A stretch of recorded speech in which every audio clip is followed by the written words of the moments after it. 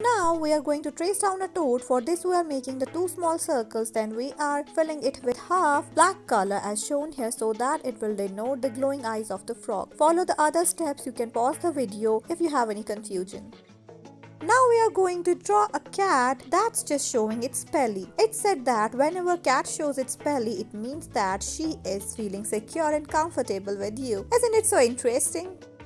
Using some sketch markers, we are going to draw this caterpillar as we are drawing the branch. Then the circles will represent the body of the caterpillar. I am using the different colors. You can also use the one particular color. Thanks for watching K4 Media and Technologies. We will come up with more such videos. Let's try to trace down one of the famous cartoon character. It's actually a cat, so it's none other than the kitty. Let's try to trace down this kitty. You just have to make the big sphere for the head of the kitty and then the small circles that will denote the eyes of the kitty. Whiskers are too easy and the body is also easy.